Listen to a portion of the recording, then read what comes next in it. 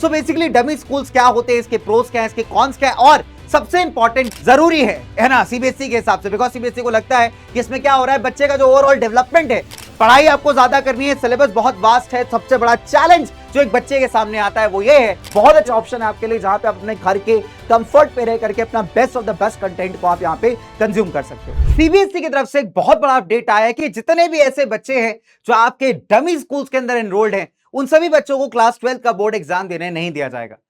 अब इसके पीछे की क्या सच्चाई है, इसके पीछे का क्या लॉजिक है, ये सभी बातें हम डिस्कस करेंगे आज के इस वीडियो के अंदर।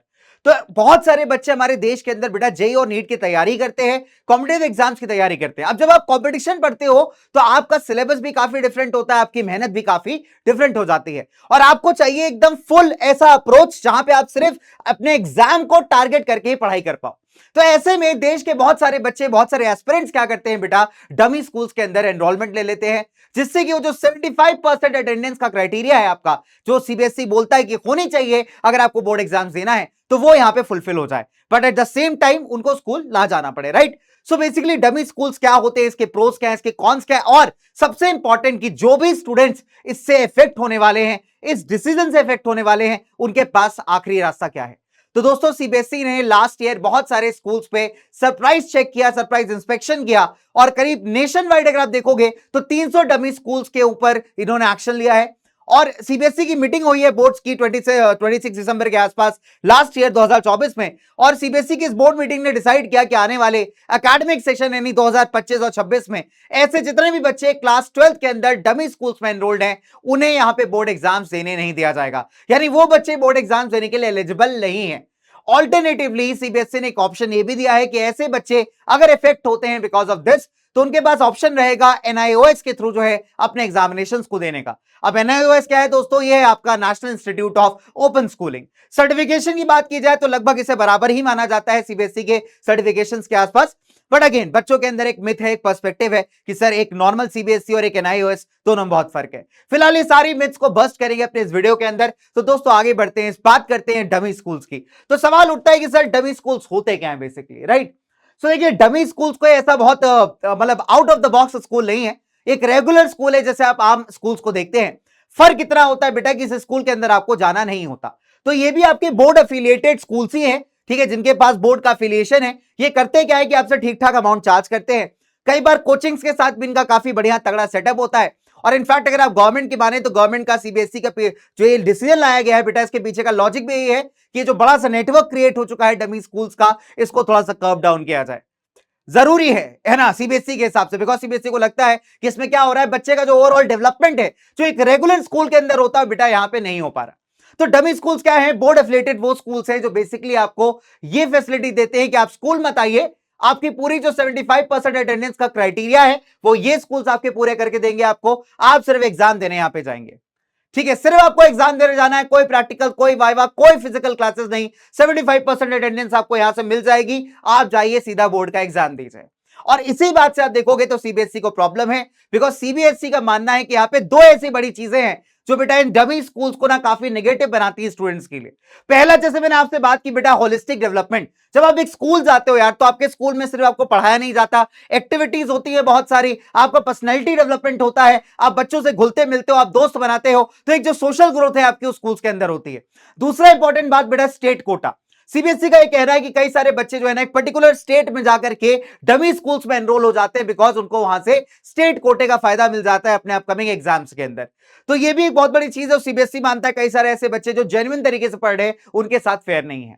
अब अगर हम बात करें कि डमी स्कूल्स क्या इतना खराब है या डमी स्कूल्स के कुछ बेनिफिट्स भी हैं, तो अपने पास देखिए दो पहलू निकल के आते हैं कि डमी स्कूल्स के देखिए अपने आप में कुछ खासियत है, कुछ प्रोज भी है, और साथ ही साथ मेरे प्यारे बच्चों कुछ कॉन्स भी हैं। जब तक आप क्लास 10 में पढ़ते हो, आप इतना कॉम्पिटिटिव एनवायरनमेंट में नहीं होते, आपको अपने बोर्ड एग्जाम्स पे फोकस करना है, तो आपके लिए एक नॉर्मल रेगुलर स्कूल बिल्कुल ठीक है। लेकिन जब आप क्लास 11th या 12th में आते हैं, आपका सिलेबस बदल जाता है, आप जो कंपटीशन की तैयारी कर रहे हो, आप जेईई दे रहे हो, आप नीट दे रहे हो, आप कोई भी कॉम्पिटिटिव एग्जाम दे रहे हो, उसका सिलेबस बहुत डिफरेंट होता है आपके नॉर्मल स्कूल सिलेबस से। पढ़ाई आपको ज्यादा करनी है, सिलेबस बहुत वास्ट है। सबसे बड़ा चैलेंज जो एक बच्चे के सामने आता है वो ये है कि सर रेगुलर स्कूल की क्लासेस और कोचिंग की क्लासेस को मैं कैसे मैनेज करूं। और यहां पे आपको सॉल्यूशन देने के लिए आते थे आपके डमी स्कूल्स, जहां पे आपको रेगुलर स्कूल नहीं जाना, आप फुल ऑन जो है रेजिडेंशियल प्रोग्राम में एनरोल कर लेते हो किसी भी कोचिंग के साथ, कोई भी ऑफलाइन कोचिंग के साथ, आप हॉस्टल में रह के पढ़ाई कर रहे हो सकता है घर से दूर जाके पढ़ाई कर रहे हो, लेकिन पूरा फोकस आपका क्या है, आपका कॉम्पिटेटिव एग्जाम है। आपको स्कूल के प्रोजेक्ट्स नहीं बनाने, कोई कॉपीज नहीं बनानी, कोई नोटबुक्स नहीं बनानी, कोई एक्टिविटी में एनुअल फंक्शन में पार्टिसिपेट नहीं करना, तो आप फुल फोकस देकर के कहां पढ़ाई कर पा रहे हो, सिर्फ अपने अपने गोल की तरफ। तो बहुत सारे बच्चों के लिए एक बहुत ही हेल्पफुल चीज भी है कहीं ना कहीं। तो अगर मैं प्रोज की बात करूं आपसे, तो जो सबसे पहला प्रो है इसका, सबसे पहला फायदा है इसका, वो है आपकी गोल सेटिंग, जो कई बार आप रेगुलर स्कूल के साथ साथ शायद ना कर पाओ। रीजन इज कि आपके पास टाइम नहीं बचेगा। स्कूल का क्लास वर्क है, स्कूल का होमवर्क है, कोचिंग है, उसके बाद आप टाइम मैनेज कैसे करोगे।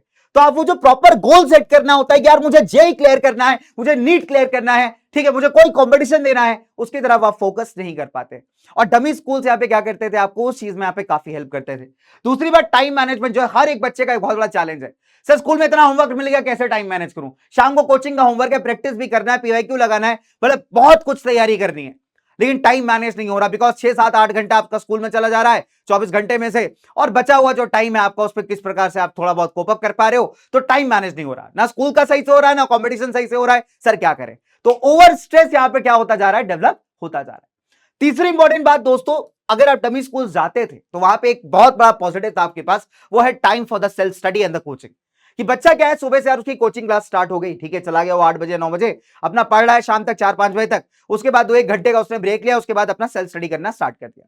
उसको ये पता है कि मुझे देख भाई एग्जाम टारगेट करके ही पढ़ाई करनी है, जो आज मुझे कोचिंग पढ़ाया गया, जो मुझे मतलब जहां भी पढ़ रहा है वहां पढ़ाया गया, उसको रिवाइज किया, प्रैक्टिस किया, आगे का प्रैक्टिस किया, तो वो बिल्कुल एकदम उसका माइंड एकदम क्लियर है यार कि मुझे कोई होमवर्क कल सबमिट नहीं करना, कोई डांस प्रैक्टिस नहीं करनी, अभी मुझे क्या करना है, सिंपल सी बात है, सेल्फ स्टडी करनी है, कोचिंग करना है। तो आप क्या एग्जाम फोकस्ड होकर यहां पे प्रैक्टिस और तैयारी कर पा रहे थे, कोई प्रेशर नहीं है आपका स्कूल और कोचिंग एक साथ मैनेज करने का। तो ये one of the biggest advantages में से एक था बेटा हमारे डमी स्कूलिंग का।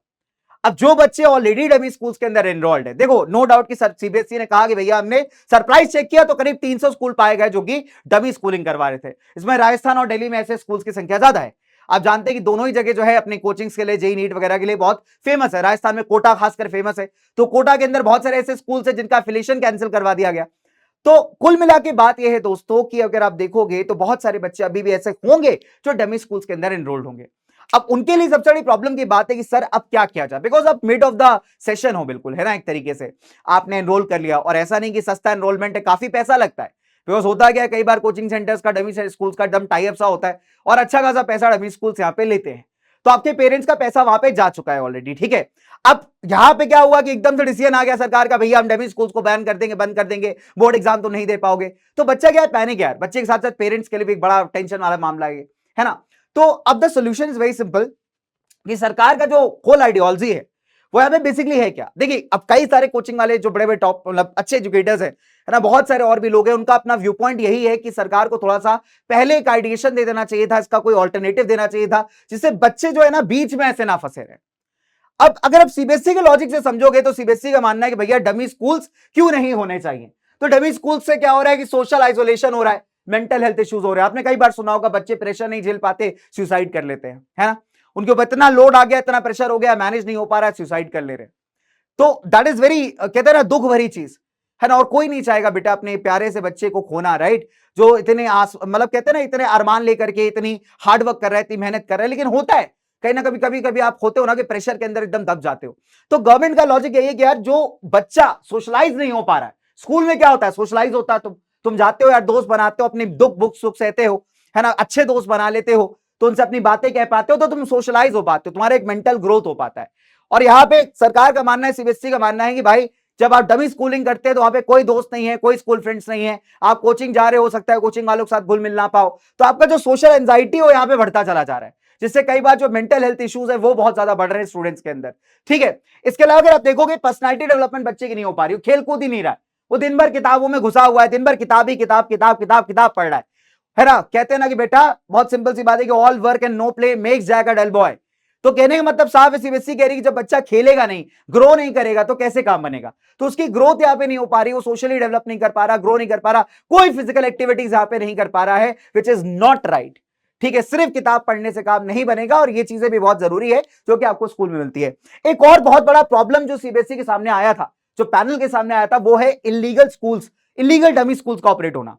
अब बहुत सारे डमी स्कूल्स ऐसे हैं दोस्तों जिन्होंने प्रॉपर सर्टिफिकेशन नहीं लिया है या एफिलिएशन यहां पे नहीं लिया हुआ है सीबीएसई से, और वो यहां पे ऑपरेट कर रहे हैं। अब इसमें क्या होता है, जब बात आती है सर्टिफिकेशन की कि भैया सर्टिफिकेट दिलवाया जाए, हायर एजुकेशन कॉलेज में आप जाओगे आपको चाहिए रहता है सर्टिफिकेट वगैरह, तो वहां पे बात अटक जाती है आकर, बिकॉज वहां होते ही नहीं है। फर्जी तरीके से डमी स्कूल चला रहे हैं, बच्चों का पैसा खा गए, पेरेंट्स का पैसा खा गए, ठीक है। और जब बात आई सर्टिफिकेट देने की भैया, तो यहां पे कोई सर्टिफिकेशन है ही नहीं। तो ये एक बहुत बड़ा सामने बहुत बड़ा प्रॉब्लम है बेटा, कि बहुत सारे बच्चों के पैसे फंस गए, पेरेंट्स के पैसे फंस गए ऐसे डमी स्कूल्स में, और उसका आउटपुट कुछ नहीं हुआ। तो ऐसे इलीगल डमी स्कूल्स पे क्रैक डाउन करना भी सीबीएसई के हिसाब से बहुत जरूरी था। एंड सबसे इंपॉर्टेंट दोस्तों, कई बार क्या होता है, जब बच्चा बहुत अकेले होता है और बहुत अनकंट्रोल्ड होता है, खुली छूट होती है, उसके बाद खुला सांड हो जाता है, बिल्कुल ऐसा समझ लो, ठीक है। तब कई बार ऐसे होता है कि गलत संगत या गलत सोसाइटी में पढ़ करके कुछ गलत हैबिट्स एक्वायर कर लेता है। तो वहां पे क्या होता है, तुम्हारा जिस वजह से तुम जो है डमी स्कूल कर रहे थे, जिस वजह से तुम चाहते थे कि तुम एकदम अलोन, वो कहते हैं ना, स्पेस मिले, तुमने क्या किया, उस अलोन स्पेस का गलत इस्तेमाल कर लिया। अब ये कई सारे बच्चों के साथ हो जाता है, प्रेशर रिलीज करने के लिए, अरे यार किसी गलत इंसान ने कुछ बता दिया तो तुम गलत हैबिट्स में पड़ गए। तो ये भी एक बहुत बड़ी चीज है जो एक रेगुलर स्कूल यहाँ पे चेकआउट कर सकता है, आपको यहाँ पे कंट्रोल कर सकता है।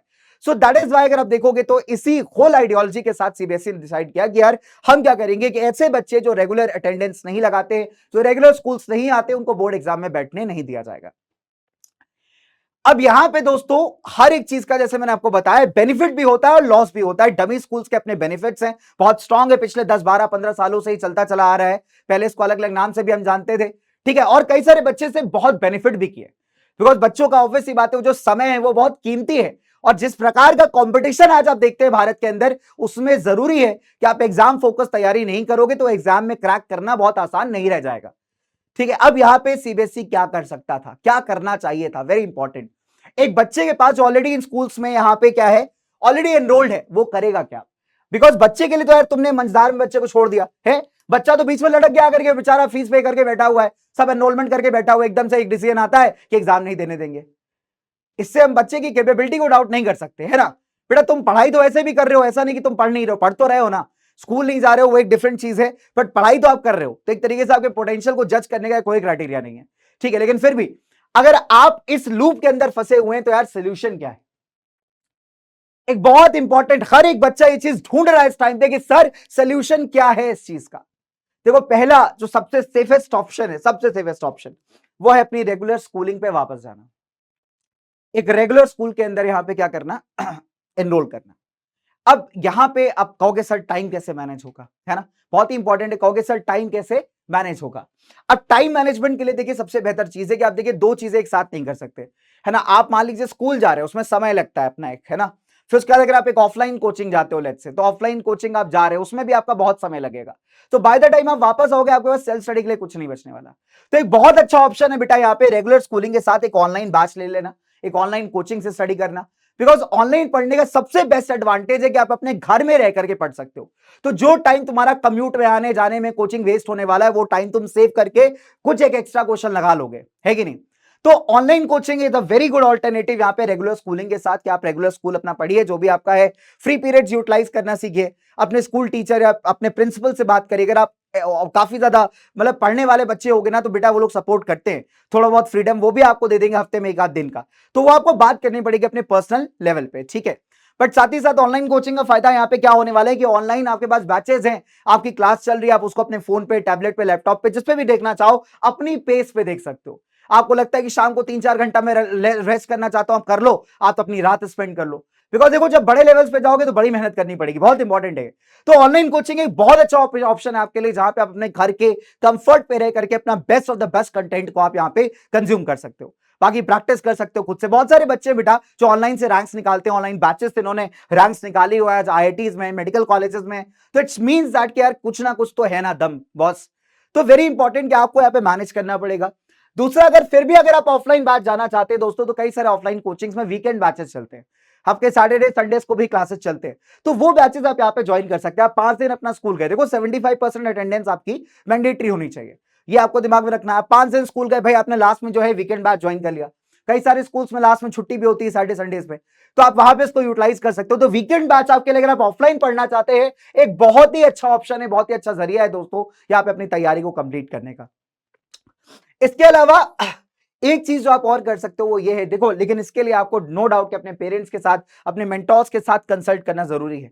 वो है बेटा ड्रॉप लेकर के पूरी तैयारी करना, मतलब पूरा साल आपने जो है 1 साल ड्रॉप लिया और पूरा साल लगा लिया अपना यहाँ पे तैयारी करने के लिए। अब इसमें होगा क्या है कि नो डाउट प्रेशर आपके ऊपर काफी ज्यादा होगा, तो आप इसको बांट सकते हैं। जैसे 11th के अंदर जो है आप थोड़ा अपना स्कूल का पढ़िए, कोचिंग का थोड़ा ज्यादा पढ़िए, मतलब प्रिपरेशन वाला पार्ट ज्यादा पढ़िए। 12th के अंदर थोड़ा सा टाइम निकाल लीजिए अपने बोर्ड्स के लिए, ठीक है। तो नो डाउट यार जब आप एडवांस लेवल की चीजें पढ़ते हो तो आप बोर्ड लेवल की चीजें भी कहीं ना कहीं पढ़ रहे होते हो, कवर कर रहे होते हो काफी सारे टॉपिक्स को, आपके लिए कंपैरेटिवली इजी हो जाता है। तो ये जो अपना टाइम टेबल है ना आपको डिजाइन करना पड़ेगा यहाँ पे, that's very very important, right. तो ये मैंने आपको बताया बच्चे कि एक तरीका ये है कि आप ड्रॉप लेके तैयारी कर सकते हो, लेकिन अगेन ये इतना आसान डिसीजन नहीं होता। और अगर इन सभी तरीकों में से भी आपको कोई तरीका समझ में नहीं आया तो एक ये तरीका है जो सीबीएसई ने यहां पे आपको ऑप्ट करने को कहा है। अब national institute of open schooling है क्या? बेसिकली कैसा प्रोग्राम, आप मान लीजिए कैसा बोर्ड जहां पे आप डिस्टेंस के थ्रू भी पढ़ाई कर सकते हो। मतलब कहने का ये है सीबीएसई का कि जो बच्चे इनएलिजिबल हो जाते हैं क्लास 12 बोर्ड एग्जाम देने के लिए, वो ऑल्टरनेटिवली एनआईओएस का पेपर दे सकते हैं। सर्टिफिकेशन इसका आप ये मान लीजिए लगभग बराबर ही होता है सीबीएसई एग्जाम्स के, ठीक है। बच्चों के मन में ऐसा है कि शायद एनआईओएस का सर्टिफिकेशन है, वैल्यू बहुत कम है, ऐसा नहीं है दोस्तों, ये भी उतना ही मान्य है जितना आपका सीबीएसई एग्जाम का जो है इंपॉर्टेंस है। तो एनआईओएस जैसा कि सीबीएसई खुद सजेस्ट कर रहा है कि जो बच्चे एलिजिबल नहीं है यहाँ पे 12th बोर्ड देने के लिए बिकॉज वो पकड़ लिए गए डमी स्कूलिंग करते हुए या उनका कोई नॉमिनेशन खारिज कर दिया गया, तो ऐसे केसेस में एनआईओएस एक ऑप्शन आपके लिए बन जाता है काफी सेफर साइड पे कि आप इसमें एनरोल करके पेपर अपना दे सकते हैं। इसमें हालांकि आपको एग्जाम स्कूल जाने की जरूरत नहीं पड़ती अगेन, ठीक है। तो यहाँ पे भी आपके जो प्रैक्टिकल्स होते हैं, पेपर्स होते हैं, उनको आप यहाँ पे देते हो, ऐसा रेगुलर स्कूलिंग आप नहीं भी करोगे तो चलेगा, ठीक है। तो ये कुछ ऐसे ऑप्शन है दोस्तों यहाँ पे जो बच्चे कर सकते हैं। लेकिन अगेन जो बच्चे ऑलरेडी डमी स्कूल्स के अंदर है, देखो अब उनके काफी हद तक काफी लक भी डिपेंड करता है। देखो सीबीएसई ने कहा है कि हम रैंडम इंस्पेक्शन करेंगे, रैंडम चेक करेंगे और उसमें अगर कोई स्कूल पकड़ लिया गया तो उसके खिलाफ कार्यवाही की जाएगी, ठीक है। अब हो सकता है कि आप किसी ऐसे डमी स्कूल्स में हो जिसकी कोई नॉलेज, कोई जानकारी ना हो, ठीक है, कभी वहां इंस्पेक्शन ना पड़े, तो ये मतलब कहते हैं ना कि बहुत ही rare of the rare cases है। बट अगर ऐसा होता है भाई तो उस केस में आप ही बेनिफिट करोगे, है ना। तो बट वो बड़ा अनसेफ ऑप्शन है यहाँ पे। तो फिलहाल रिकमेंडेशन आप बच्चों से यही है कि एक प्रॉपर बैलेंस अप्रोच के साथ आप चले। यहाँ पे आपका करियर सबसे इंपॉर्टेंट है, उसको रिस्क बिल्कुल मत करिए, ठीक है। अगर सीबीएसई इतना तगड़ा क्रैकडाउन कर रहा है डमी स्कूल्स के ऊपर, तो हो सकता है कि आपका स्कूल कभी ना पकड़ा जाए। अगर अभी डमी स्कूल में हो सकता है कल ही पकड़ लिया जाए, सो हम कुछ नहीं कह सकते, it's a whole probability, right. Because कोई ऐसा क्राइटेरिया नहीं बताया सीबीएसई ने कि हम इस क्राइटेरिया से जो है सर्च करेंगे, उसने कहा हम रैंडम इंस्पेक्शन करेंगे, ठीक है। तो इसीलिए बेटर है कि आप उन ऑप्शंस की तरफ जाएं जो आपके लिए सेफ भी है। रेगुलर स्कूलिंग के साथ आप ऑनलाइन कोचिंग को यहाँ पे प्रेफरेंस दे सकते हैं, जो आपके कंफर्ट में आप आराम से बैठ के अपनी पेस पे पढ़ाई कर सकते हो। और दोस्तों मैं एक बहुत बेहतरीन बात बताता हूं आपको, आपने कभी एकलव्य की कहानी सुनी होगी दोस्त। तो एकलव्य को बड़ी कहते हैं ना बड़ी एस्पिरेशन थी कि गुरु द्रोण मुझे शिक्षा देंगे, बट उन्होंने नहीं दी, ठीक है। वो कभी और डिस्कस करेंगे। तो एकलव्य चोरी छुपे जो है वहां पे सीखता रहा सीखता रहा सीखता रहा। तो रिसोर्सेज नहीं थे उसके पास यार, लेकिन उसको एक चीज पता थी, मुझे अपना गोल यहाँ पे कॉन्कर करना है, मैंने जो उठाया है जिम्मा उसको मुझे अचीव करना है। तो दोस्त रिसोर्सेस बहुत बार बहुत सारे लोगों के पास नहीं होते, लेकिन फिर भी अगर आप देखोगे तो जीवन में वो चमकते हैं सूरज जैसे। तो बस आपको भी अपने दिमाग में यही रखना है कि गो विद एन ऑप्शन जो आपके करियर को सेफ रखे, गो विद एन ऑप्शन जिसमें आप बेकार की ट्रबल में ना फंसे, बिकॉज आपका जो मेन फोकस है अभी पढ़ाई, अपना कॉम्पिटिशन है, ठीक है। एंड बस इसी के साथ जो है बेटा इन सभी चीजों को दिमाग में रखते हुए कोई कदम उठाना है और अपने पेरेंट्स के साथ चीजें सबसे पहले डिस्कस करनी है। आई होप आपके डाउट्स यहाँ पे क्लियर हुए होंगे कि बेसिकली डमी स्कूल के साथ सिनेरियो क्या है ना, एंड क्या ऑप्शन यहाँ पे सीबीएसई आपको दे रहा है, आपके पास क्या ऑप्शंस हैं, क्या प्रोज हैं, क्या कॉन्स हैं। और भी कोई डाउट अगर आपके मन में हो तो कमेंट सेक्शन में जरूर से लीव करिएगा, ठीक है। फिलहाल धन्यवाद बच्चों, ऑल द वेरी बेस्ट, मिलता हूं आपके साथ किसी और इंफॉर्मेटिव वीडियो में। बाय बाय, नमस्कार।